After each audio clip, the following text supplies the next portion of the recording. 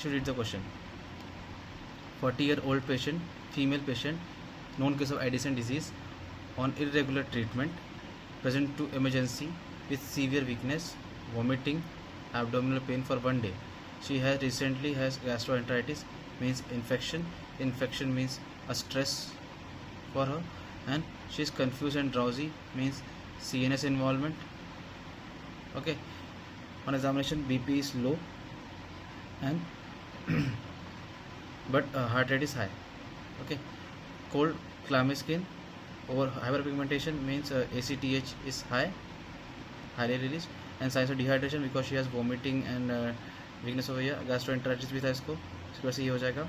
And lab we found the sodium is low. Sodium is low मतलब कि aldosterone is low, and potassium is high, and resting blood sugar is low, means glucocorticoids are not released. Okay. Decrease in insulin sensitivity. Glucose तो है लेकिन वो absorb वो use नहीं हो पा रहे, इंसुलिन सेंस भी कम है. क्यों? ग्लूकोकॉर्टिकॉइड रिलीज नहीं हो रहे. Okay. So what is this? पहले से इन्फेक्शन है ना. सेम लास्ट क्वेश्चन में क्या था हमारे इसमें थायरॉयडोटॉक्सिक क्राइसिस हो रहा था इसमें, तो वैसे यहाँ पे भी है. एडिसन डिजीज़ की वजह से कुछ हो रहा है, अगर वो इन्फेक्शन स्ट्रेस आ रहा है उसके अंदर, तो ये हो जाएगा एडिसन्स क्राइसिस और एक्यूट एड्रेनल क्राइसिस और एडिसन क्राइसिस. ओके. ट्रीटमेंट क्या रहेगा यहाँ पे? वही यहाँ पे क्या है, हाइपोनेट्रीमिया, हाइपरक्लेमिया, रेस्पिरेटरी लो है, तो हमें इसको पहले रिहाइड्रेट करना पड़ेगा, सलाइन इन्फ्यूजन देना पड़ेगा, क्योंकि यहाँ पे साइंस ऑफ डिहाइड्रेशन है. यहाँ पे we have science of dehydration over here. Okay. Science of dehydration. So we have to give dehydration, we have to give the glucocorticoids for decrease insulin sensitivity. वरना कितना भी ग्लूकोज दोगे बाहर से वो यूज़ ही नहीं हो पाएगा सेल में. Okay. So we have to give the mineral corticoids, and we should give the antibiotic because stress इसको. और मोस्टली ये टीबी पेशेंट में पाया जाता है, तो हमें एंटी ट्यूबरकुलर ड्रग्स देने ही इसमें. ठीक है. And adrenal infusion for increase the cardiac output. Okay. Simple question है, हर एक क्लिनिकल फीचर को you have to understand. Okay. Okay. So now we will go for the antagonist for the Addison disease. In Addison disease there was decrease in the cortisol, but here in the Cushing syndrome there will increase in the cortisol. Okay. Cushing syndrome, mostly Cushing syndrome causes are due to the we take the steroids. Okay. Steroid in the rheumatology disease. Okay. NSLE, rheumatoid arthritis में से हम steroids लेते हैं, उसकी वजह से क्या होता है, cortisol बॉडी में आ जाता है. वही steroid ही cortisol है. ठीक है. So what will the clinical question over here? 40 है ना. This question has came in PEDS for our exams. Okay. So 40-year-old female on the long-term steroid therapy. Long-term steroid therapy means Cushing syndrome. You have to think for that. For rheumatoid arthritis, patient with a moon face, get proper diagnosis for the Cushing syndrome. Purple stria, proximal muscle का weakness. Okay. So first we will look at the clinical features for the Cushing syndrome. This was the question for our exams. Okay. So what will happen over here? Normally in Cushing syndrome or Cushing disease, there is a increase in ACTH, increase in the cortisol levels, increase in the glucose, but there is insulin resistance. So patient has diabetes. Okay. And there was increase in the blood pressure also. Okay. Because of the release of the adrenal hormone. Okay. So what is different between Addison disease and Addison syndrome? When there is a high cortisol, either we will take externally or from the brain it is releasing, or any adenoma it is releasing. If it is releasing from the brain, it is Addison's disease. If any other thing happen, it is Addison, not Addison, it's Cushing disease and Cushing syndrome. Okay. So how the patient will present? Okay. Patient will be irritable and depressed because increasing glucose but decreasing glucose usage because insulin resistance is there. Okay. Irritable and depress रहेगा patient, और moon face रहेगा, central opacity रहेगी, buffalo hump रहेगा. ठीक है. पूरा central fat रहेगा, क्योंकि पेरिफेरल अभी ग्लूकोज यूज़ नहीं कर पा रहे, तो पेरिफेरल फैट का वो कन्वर्जन कराएगा, वो सेंटर में ले जाएगा उसको. ठीक है. एंड प्लिथोरा रहेगा, एक्ने फेस पे एक्ने जो फैट बढ़ रहा है बॉडी में, ये हो जाएगा. और फिर उसकी वजह से स्किन में स्ट्रेच होगी, तो हमें purple striae marks, stretch marks आ जाएगा, पर्पल स्ट्राया आ जाएगा उसमें. और जैसे एडिसन में लॉस ऑफ लिबिडो हो रहा था, और लॉस ऑफ, यहाँ पे लॉस ऑफ लिबिडो, लेकिन यहाँ पे वहाँ पे लॉस ऑफ हेयर हो रहा था, यहाँ पे हिर्सुटिज्म होगा. ओके. सीवीएस कॉज क्या है, सीवीएस में क्या दिखेगा सिम्टम्स, हाइपरटेंशन विथ हाइपोकैलेमिया। इसमें क्या होगा, यहाँ पे एल्डोस्टेरॉन तो हाई हो गया, इसमें तो क्या होगा, सोडियम का एब्जॉर्प्शन ज़्यादा होगा, तो फिर पोटेशियम जो है कम हो जाएगा, ठीक है। इसकी वजह से क्या हो जाएगा, सोडियम रिटेंशन बढ़ेगा, तो इस वजह से वाटर का एब्जॉर्प्शन भी बढ़ जाएगा। इसकी वजह से क्या होगा, हाइपरटेंशन हो जाएगा। यहाँ पे डायबिटीज़ हो जाएगा, क्योंकि यहाँ पे इंसुलिन का रेजिस्टेंस हो रहा है यहाँ पे, तो फिर diabetes, what is that is diabetes, okay. Increase in WBC होगा, और गायनेकोमास्टिया होगा, मेंस्ट्रुअल डिजीज़ होगा, और डिक्रीज इन लिबिडो होगा, ठीक है। और ऑस्टियोपोरोसिस होगा, क्योंकि यहाँ पे ऑस्टियोब्लास्ट की एक्टिविटी कम हो जाती है, और मसल वीकनेस भी होने लगेगा इसमें, प्रोक्सिमल मसल वीकनेस होता है इसमें। अभी when we give steroids, patient decrease in immunity, तो उस पर बार बार इन्फेक्शन होगा, इम्यून सप्रेशन हो जाएगा इसमें WBC इसलिए बढ़ जाता है, okay. It also has the fluid retention, hyperglycemia and acidity, okay. Fungal infection बढ़ जाता है इसमें, और ठीक है। So clinical feature are very important over here, and by they are happening, you have to understand each and every point, okay. यहाँ पे metabolic alkalosis होता है, ठीक है, मेटाबॉलिक अल्कलोसिस होता है इसमें, वहाँ पे एसिडोसिस होता है, किसमें, एडिसन डिजीज़ में, A for Edison, A for the acidosis, alkalosis भी आता है, लेकिन वो समझ लो, ठीक है। अभी ट्रीटमेंट क्या रहेगा इसमें, अभी in every hormone chapter you have to see the flowcharts that are given in the blue textbook or any textbook. The flowcharts are very important for the evaluation of the patient. No special test is required, mostly or on the physiological actions and normal tests we can examine whether the patient is secondary or primary, okay, whether the cortisol is a normal level or abnormal level, okay. So we have to do the 24-hour urine cortisol test, midnight plasma cortisol, salivary cortisol, dexamethasone, overnight test में dexamethasone देते हैं overnight लिए, और फिर हम सुबह check करते हैं, ये वेरिएशन होता है नॉर्मल cortisol का, you have to read this from the textbook also, okay. We have also see the low dose dexamethasone test, so whether it depend on the ACTH level or not, ये dependent है कि non dependent है, उसके हिसाब से हम treatment देते हैं इसका, ठीक है। तो इसमें और सेंट्रल और पेरिफेरल कॉर्टिसोल चेक करेगा, सेंट्रल रहेगा तो मतलब कि ब्रेन से निकल रहा है, पेरिफेरल ज़्यादा मतलब कि एडिनोमा से निकल रहा है मोस्टली, ठीक है। तो इसमें ट्रीटमेंट में क्या देंगे हम लोग, पैसरियोट्राइड, मीफेप्रिस्टोन देते हैं इसमें, कीटोकोनाजोल देते हैं इसके अंदर, मिटोमीडिएट और मिटोटेन देते हैं इसके अंदर, ठीक है। So this is very simple, just you have to remember the management with the evaluation of the patient and the clinical picture of the patient, okay. So now we will go for the tetany. So in tetany what happens, we will go for the questions.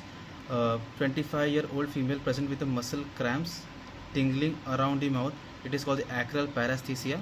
This acral paresthesia and fingers, tingling sensation, muscle cramps and underwent thyroid surgery. Thyroid surgery मैंने क्या बोला था कि हम thyroid को निकाल दिया, तो फिर इसमें से पैराथायरॉइड ग्लैंड को भी निकाल दिया, तो उसकी वजह से हाइपोकैल्सीमिया हो जाएगा इसमें। तो इसमें क्या लेगा, on examination we will see carpopedal spasm, ठीक है, कार्पोपीडोस्पाज्म मिले। व्हाट इज कार्पोपीडोस्पाज्म, हाथ टेढ़ा होता है, ऐसा टेढ़ा रहता है, लेकिन ये कब होता है, नॉर्मली ऐसा होता है क्या, पीपी कप लगाने पे होता है क्या, तो पता करो, ठीक है। Positive Chvostek sign and positive Trousseau's signs से। सो व्हाट इज चॉपस्टिक टे, एक्सटर्नल ऑडिटरी मेटिस के अगर टैप करेंगे तो वहाँ पे एप्सिलैटरल जो मसल्स है इसका हो जाएगा स्पाज्म होगा, ठीक है, कॉन्ट्रैक्शन होगा। What is Trousseau sign on inflating the cuff of the BP, the carpopedal spasm होगा, ओके, बता ही दिया मैंने, ठीक है। डायग्नोसिस क्या है यहाँ पे, सो डायग्नोसिस तो ये मालूम पड़ गया इसमें, हाइपोकैल्सीमिया तो टेटनी हो गया, लेकिन और क्या क्या फाइंडिंग होता है इसके अंदर, decrease in calcium, decrease in magnesium और अल्कोलिस हो गया, तो इसका ट्रीटमेंट हो गया। तो कैल्शियम कम हुआ तो कैल्शियम ग्लूकोनेट देंगे, मैग्नीशियम तो मैग्नीशियम देंगे, और अल्कोलिस हुआ तो हम लोग इसमें अल्कोलिस में क्या देते हैं, अल्कली पड़ गया तो इसमें हम लोग देंगे, हम लोग सेलिन देंगे नॉर्मल, ठीक है, मैनेज करने के लिए। और अगर अल्कली जो है एक्सेस हो गया तो हम इसमें देंगे अमोनियम क्लोराइड देंगे इसमें, ठीक है, अल्कली है तो देंगे इसमें, ठीक है।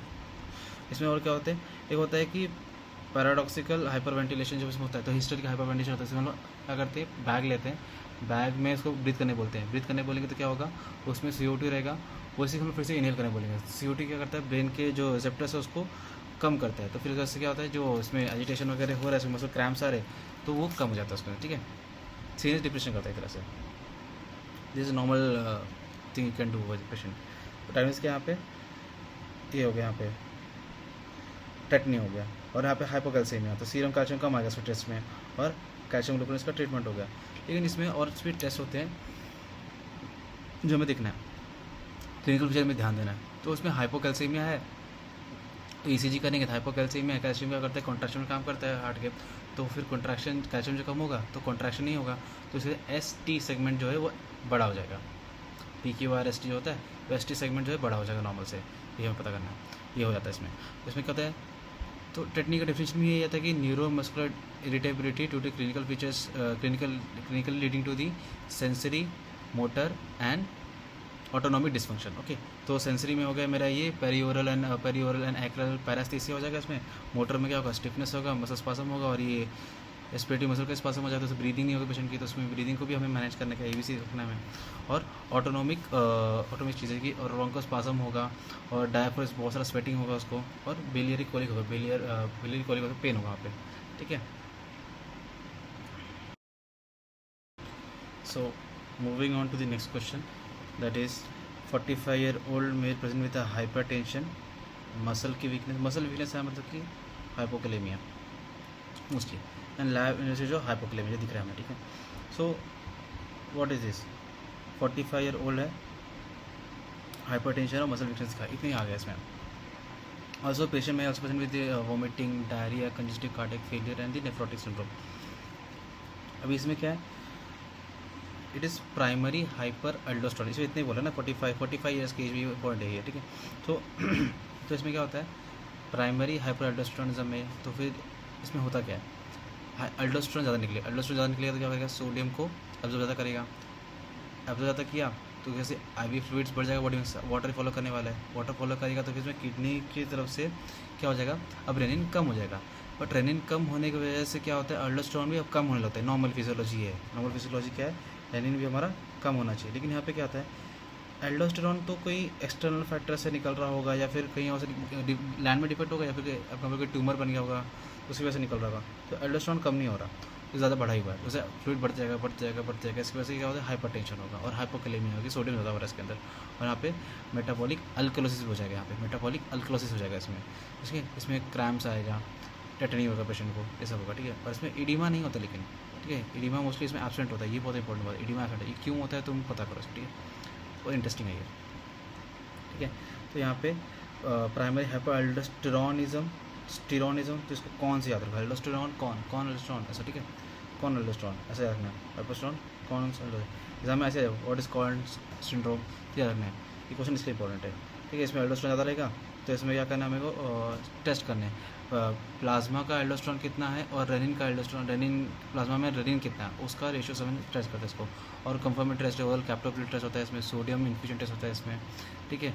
तो इसमें क्या करना है, पेशेंट का हाइपोक्लेमिया है तो पोटेशियम तो पहले पास इसमें, और फिर यूनिलैटरल मास है, ये बायलैटरल है तो उस हिसाब से करना पड़ेगा हमें, यहाँ पे लेस देन 40 ईयर रहेगा तो बायलैटरल एडिनोलेक्टोमी करना पड़ेगा, यूनिलैटरल सॉरी, एक साइड का मास है 40 ईयर्स कम है तो पेशेंट अच्छा है, मतलब कि कर सकते हो पेशेंट, तो उसमें एडिनोलेक्टोमी कर दो, और अगर मोर देन 40 ईयर्स और इनएक्टिव पेशेंट रहेगा, अगर एडिनो जो इनएक्टिव है तो हमें वेन की सैम्पलिंग करनी पड़ेगी, एडिनो में सैम्पलिंग करनी पड़ेगी।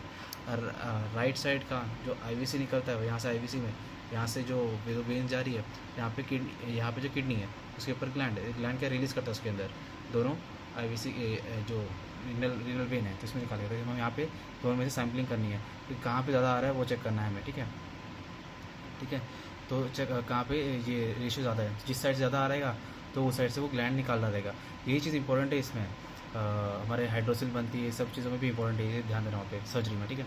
अगर बायलैटरल मास रहेगा तो हमें दोनों ही निकालना पड़ेगा उसमें वहाँ पे, और लाइफ लॉन्ग पेशेंट को हमें मिनरलोकॉर्टिक देना पड़ेगा, मिनरलोकॉर्टिक देना पड़ेगा, मिनरलोकॉर्टिक रिसेप्टर के एंटागोनिस्ट देना पड़ेगा, ठीक है, दैट इज स्पिरिनोलैक्टोन और एलेप्रिनोन देना पड़ेगा, और अगर सोडियम चैनल है ब्लॉक, सोडियम में देना पड़ेगा इसमें, अमीलोराइड देते हैं इसमें, ठीक है, ये हो गया इसमें,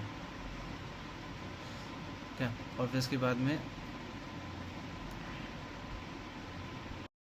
so last question, they start with the question, 45-year-old male present with the enlargement of the hand feet over the 5 years, he 45 year का है, उसको अभी 5 साल से enlargement of hand प्रेजेंट हो रहा है, he has difficulty in wearing old rings shoes, this is a critical complaint that you have to ask the patient, क्योंकि पास्ट ईयर से कुछ रिंग की साइज़ छोटी पड़ रही है क्या, शूज़ छोटे पड़ रहे हैं, कपड़े छोटे पड़ रहे हैं क्या, mostly ring and shoes, okay. And he complains of the headaches and excessive sweating, headache क्यों होगा?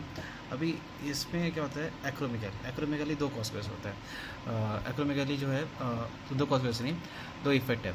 जब persistent hyper secretion of growth hormone होता है, उसकी वजह से क्या होता है, effusion of the growth hormone क्या होता है, ग्रोथ हार्मोन बढ़ेगा तो उससे होगा ग्रोथ हो गया हाइट की, लेकिन वो जो एपिफाइसिस के फ्यूजन के पहले हो रहा है तो होगा जाइजेंटिज्म, और बाद में होगा तो फिर होगा वो एक्रोमेगाली होगा, ठीक है। पहले होगा तो और बड़ा बड़ा बड़ा होता जाएगा, जाइजेंटिज्म हो जाएगा उसके अंदर, ठीक है। तो एक्रोमेगाली जो है वो दो कॉज हो सकता है। 45 ये बात बना ना, एपिफाइसिस क्यों होता है, वो डिपेंड बोन का कैसे क्या है, ठीक है। तो प्राइमरी है तो पिट्यूटरी एडिनोमा बोलेंगे, सेकेंडरी बोलेंगे तो फिर एक्स्ट्रा पिट्यूटरी ट्यूमर है, पैनक्रियाटिक ट्यूमर की वजह से हो सकता है, ब्रोंकियल कार्सिनोमा की वजह से हो सकता है, ठीक है। मोस्टली जब पिट्यूटरी कुछ आया ना तो फिर बोलना है कि small cell carcinoma of the lung, ये सब मोस्टली कॉमन कॉज होता है, ठीक है। तो क्लिनिकल फीचर क्या है यहाँ पे, अभी एडिनोमा है, दिमाग के अंदर बड़ा बड़ा होएगा तो फिर क्या होगा, उसकी वजह से हेडेक उसको होने ही वाला है उसका, ठीक है। तो एडिनोमा से सारे उसके हार्मोन्स निकलने वाले हैं, ग्रोथ हार्मोन रिलीज हो रहा है। तो मोस्टली यहाँ पे क्या होता है, ट्यूमर जो होता है वो ग्रोथ हार्मोन रिलीज करता है, ग्रोथ हार्मोन रिलीज करता है, वो जगह काम करेगा लीवर पे काम करेगा, तो वहाँ से क्या निकला, IGF-1 निकलता है, IGF-1 जाके रिसेप्टर पे काम करेगा। तो ये तीन याद रखना है, इसके साथ ट्रीटमेंट भी हम करेंगे। लेकिन इसमें क्लिनिकल फीचर क्या होता है, पेशेंट क्या क्या लेके आएगा, तो वो मोस्टली फ्रंटल बॉसिंग लेके आएगा। फ्रंटल बॉसिंग और कहाँ पे दिखता है, थैलेसीमिया में दिखता है क्या, बताओ, ठीक है। और ये प्रोग्नाथिज्म दिखेगा। अब ये सब बड़ा हो गया तो क्या दांत में जो स्पेसेस है वो ज़्यादा हो जाएगा ना, दांत दूर दूर हो जाएंगे, तो यहाँ पे स्पेस बढ़ जाएगा, ठीक है। मोस्टली खली को यहाँ पे याद करना है, ठीक है। और यहाँ पे मैक्रोग्लॉसे भी हो गया, यहाँ पे मैक्रोग्लॉसे तो उसकी वॉइस चेंज हो जाएगी, ठीक है। तो यहाँ पे टॉल स्टैचर रहेगा, खली टॉल स्टैचर है, प्रोग्नाथिज्म दिखेगा। और यहाँ पे विसरोमेगैली, उसका दिल और कलेजा दोनों बड़ा हो जाएगा, ठीक है, बहुत बड़ा हो गया ना भाई, ठीक है। तो हार्ट कार्डियोमेगैली, हिपेटोमेगैली हो जाएगा। कार्डियोमेगैली हुआ तो क्या हो जाएगा, अरिथमिया होगा, हाइपरटेंशन हो जाएगा, तो जोर से कॉन्टैक्ट करेगा वो, और इरेगुलर कॉन्टैक्ट कर सकता है वो, ठीक है। अब मैक्रोग्लॉसी हुआ तो फिर क्या होगा, इसमें चेंज इन वॉइस हो जाएगा, ठीक है। और इसमें ग्रोथ हार्मोन बढ़ रहा है तो इसमें क्या होता है, डायबिटीज़ के चांसेस हो जाते हैं, क्योंकि ग्लूकोज इसमें हाई जाता है एक तरह से, ठीक है। और फिर यहाँ पे ऑयली स्किन रहेगी, स्किन पे टैग्स बनने शुरू हो जाएंगे। और यहाँ पे क्या होगा, और एक और होता है कि यहाँ पे बैरल चेस्ट होता है। अभी बैरल चेस्ट का एक मोस्ट जो हम क्लिनिकल फीचर बोलेंगे वो है तेरा एम्फाइसीमा, COPD में क्या होता है, बैरल चेस्ट होता है। AP डायमीटर जो होता है 1:1, नॉर्मली 5 to 7 होता है, ठीक है। यहाँ पे 1:1 होता है, यहाँ पे बैरल चेस्ट में 1:1 बना जाता है। तो ये इसका एक और डायग्नोसिस हो गया, ठीक है। यहाँ पे बैरल चेस्ट होता है, पेरिफेरल न्यूरोपैथी होती है, थिकनिंग ऑफ द स्किन हो जाती है, और डीजेनरेटिव आर्थराइटिस हो जाती है इसमें, ठीक है। ये तो बहुत सारे सिम्टम्स हो गए, मोस्टली सिंपल सिम्टम्स ही आते हैं जो हमें डे टू डे लाइफ में दिखते जाते हैं। जैसे ओल्ड रिंग प्रॉब्लम पहले आ रहा है, इसको शूज पहने में आ रहा है, हार्ट बड़ा हो गया, इसका पीठ बड़ा हो गया पिछले 5 साल से, ठीक है। तो ये हो गया, तो ये हो गया इसका ट्रीटमेंट, इसका डायग्नोस हो गया एक्रोमेगाली, क्योंकि ये फ्यूजन की बात में 45 ईयर्स हो गया भाई, इसमें क्या फ्यूजन होगा, ठीक है, पहले हो चुका रहेगा फ्यूजन, ठीक है। इसको ट्रीटमेंट क्या देंगे हम लोग, पहले इन्वेस्टिगेशन करना है इसका, ये है भी वो कि नहीं। इसमें growth hormone screen level test करना है, इसमें IGF का लेवल करना है, TRH का लेवल टेस्ट करना है, ग्रोथ हार्मोन का टेस्ट लेवल चेक करना है, इसमें ग्लूकोज लेवल चेक करना है, OGTT चेक करना है, ऐसे MRI एक्सरे करना है कि इसमें एडिनोमा वगैरह है भी कि नहीं, ठीक है, वो चेक करना है हमें, ठीक है। और इसमें एक और होता है कि पेशेंट का स्कोलियोसिस हो जाता है, जो जिस तरह ये स्पाइन है वो तो टेढ़ा हो जाता है। अभी स्पाइनल लिगामेंट में क्लासिफिकेशन होता है इसमें, और thickening of the pad of the heel होता है कि साइज़ बड़ा हो रहा है तो पैड हील जो है थोड़ा मोटा हो जाएगा इसमें, ठीक है। इसमें और हमें टेस्ट करने हैं, जो मोस्टली टेस्ट वैसे इसको याद करना है, समझ लेना है कैसा क्या हो रहा है इसमें, ठीक है। जब मोस्टली हम जब ग्लूकोज लो टेस्ट करेंगे तो ग्लूकोज हाई आ जाएगा, लेकिन बाद में ग्रोथ हार्मोन जो है कम हो जाएगा, ये नॉर्मल पेशेंट में। लेकिन यहाँ पे जब ग्रोथ हार्मोन कम नहीं हो रहा ग्लूकोज देने के बाद भी, तो ये हो सकता है ये MRI भी नहीं करना पड़ेगा, पिट्यूटरी एडिनोमा निकल सकता है। तो एडिनोमा निकलेगा तो ट्रांस स्पिनोइडल रिसेक्शन करते हैं। ट्रांस स्पिनोइडल क्यों बोलते हैं, कि स्पिनोइड से हम जाके इसकी ये हम सर्जरी करते हैं इसकी, ठीक है। पूरा ब्रेन तो खोलेंगे नहीं, ब्रेन आएगा पहले ऊपर, फिर एडिनोमा नीचे से आएगा, यहीं से नहीं जाते हैं, ठीक है। ये हो गया। तो इसमें ट्रीटमेंट में ड्रग क्या देना है, इसमें 3 ड्रग्स हैं क्या यहाँ पे, सोमैटोस्टैटिन रिसेप्टर के लिगैंड्स क्या करते हैं, ग्रोथ हार्मोन को रिलीज ही कम करा देते हैं। तो ये ऑक्ट्रियोट्राइड, लैंड्रियोटाइड, ये इसके नाम से, ठीक है। और ये काम नहीं किया तो हम लोग ग्रोथ हार्मोन पहले हम सर्जरी किए, सर्जरी के बाद में क्या होता है, कुछ छोटा मोटा रह गया तो हम ये देंगे, सोमैटोस्टैटिन रिसेप्टर के लिगैंड्स देंगे, और ग्रोथ हार्मोन रिसेप्टर के ब्लॉकर देंगे, और देंगे हम तीसरा क्या देंगे, डोपामाइन रिसेप्टर के एगोनिस्ट। क्या करता है, सोमैटोस्टैटिन होता है उसका इफेक्ट जो है कम कर देता है, ठीक है। सोमाटोट्रॉफ का कम कर देता है। तो ये इसका ट्रीटमेंट हो गया। ठीक है, तो यहाँ पे जितने भी ये एंडोक्राइन चैप्टर है, इसमें जितने भी फ्लो चार्ट्स है चैप्टर के अंदर ही, ब्लू बुक के अंदर ही, वो एग्जैक्ट उसको याद करना, समझ के लेना है। ठीक है, थैंक यू।